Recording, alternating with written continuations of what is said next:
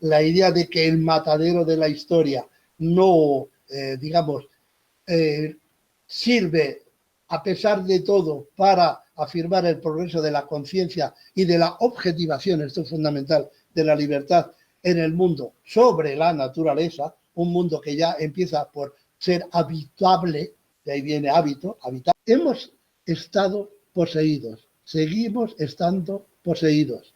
Para ello intentamos poseer aquello que a su vez nos poseía. Queremos poner como producto aquel presupuesto que sin embargo nos empuja desde dentro y que, bueno, si queremos, el psicoanálisis llamaría subconsciente, vuelta de lo reprimido y lo que queramos. Pero en última instancia, aquel logro último de la libertad, el espíritu del mundo y el progreso de la conciencia y de la objetivación de la libertad, no logra conciliarse consigo mismo. Es decir, somos huéspedes de algo que jamás podremos poseer. Esta sería un poco la tesis fuerte. Lo que llamamos autoconciencia se da a nivel de la fenomenología. Eso es obvio. Es decir, nosotros nos conocemos a nosotros mismos dentro de los objetos que nosotros mismos podemos conocer y de algún modo ser reconocidos por otra autoconciencia. Pero la autoconciencia es autoespíritu, o dicho de otra manera, el espíritu absoluto llega a conocerse realmente a sí mismo. Si queréis, poniéndonos tremendos, podríamos decir, Dios existe.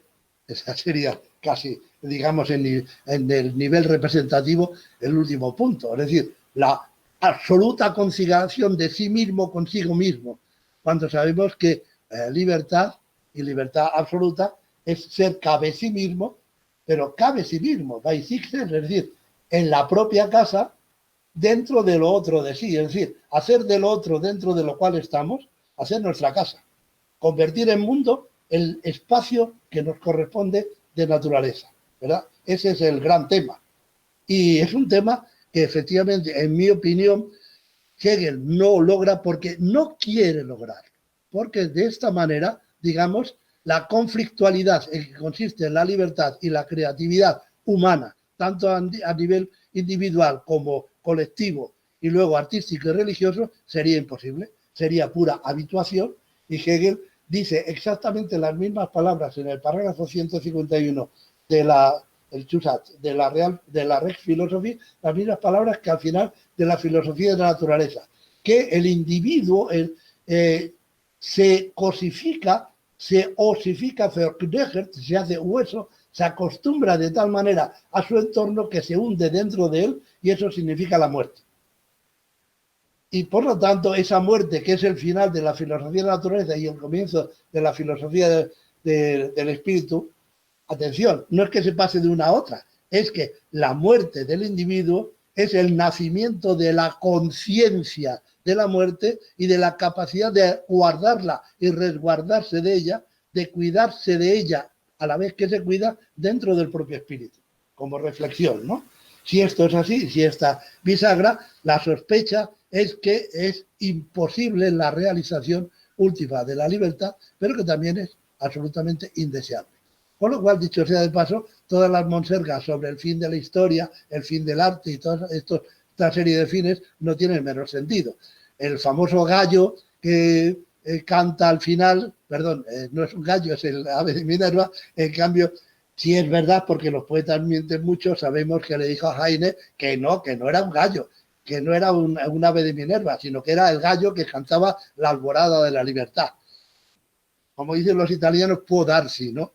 Yo no lo creo del todo, pero sí es cierto que, en todo caso, Hegel está, si es cierto lo que dice en la filosofía del derecho de 1820 y no en las dos anteriores, las del 17-18 y 18-19, si es cierto que el presente engulle al futuro, en todo caso se referiría a su propio hundimiento de su propio mundo, dejando abierto el mundo futuro. Pero como vemos, en el 17 y 18 la apuesta era realmente para futuro, porque ¿qué es la lógica del concepto sino la lógica de la libertad? ¿Y qué es la libertad sino la creatividad para realizar nova? Al fin y al cabo, voluntad significa justamente crear aquello que todavía no estaba dado, ponerlo como tal, y que solamente entonces remite a su propio presupuesto. Si queréis un ejemplo muy sencillo. Cuando yo escribo en la pizarra o pongo una línea o un triángulo, de pronto la pizarra existe como tal pizarra. El plano queda herido, vulnerado, y entonces se establece una relación entre el fondo y la figura, de manera que el límite es lo que permite hablar de las dos cosas a la vez. Lo que yo he puesto presupone algo que no existía como tal hasta el momento en que se empieza a escribir sobre ello, ¿verdad? Esa sería la idea de la posición de la presuposición. Solamente se pone algo y cuando se pone, solamente entonces aparece como una apuesta de futuro, como algo que hay que lograr. Con dos grandes extremos y dos grandes peligros. Uno, la habituación, ya lo hemos dicho, la costumbre puede llegar a ser tal que tanto los individuos como el Estado, y de ahí para Hegel la necesidad de la guerra o en general la necesidad del conflicto, es absolutamente imprescindible para evitar justamente el colapso mismo del Estado. Es decir, que se establezca una habituación tal que la diferencia entre naturaleza primera y naturaleza segunda se borre por completo y el resultado es nada, justamente la muerte por tedio, por aburrimiento profundo, ¿verdad? El otro extremo es todo lo contrario, es lo que llama Hegel la Willkür, es el arbitrio, es decir, la libertad de indiferencia, como en Descartes, ¿no? La idea de que yo puedo hacer lo que me dé la gana, puesto que yo no soy nada, pero quiero serlo todo. Por lo tanto, en cada momento, esa gana, en última instancia, no es sino la vuelta dentro de mí, de forma subconsciente, del lado natural que había quedado reprimido. Y por lo tanto, voy literalmente dando tumbos a ciencia, sin saber a ciencia cierta a dónde me dirijo, ¿verdad? Son los dos extremos. O la furia de la destrucción, por una parte, o al contrario, la muerte por aburrimiento. En los dos casos, como estamos viendo, se trata de una exacerbación, tanto de la conflictualidad, arbitrariedad, como de la habituación, la costumbre. Y de lo que se trata es de mediar justamente entre los dos extremos, haciendo lo que podríamos llamar una autoproducción de la propia limitación.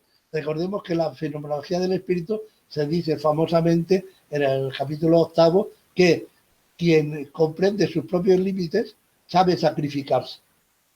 Es decir, tomar cuerpo es sacrificio, abnegación, recorte, delimitación, saber en dónde se está y cuáles son los límites en los que se está. Y todo el resto aparece justamente como una segunda naturaleza, es decir, como una mera costumbre, como si siempre hubiera estado ahí. Dicho sea de paso, spot publicitario. De eso es lo que trata mi filosofía de la técnica de la naturaleza, ¿no?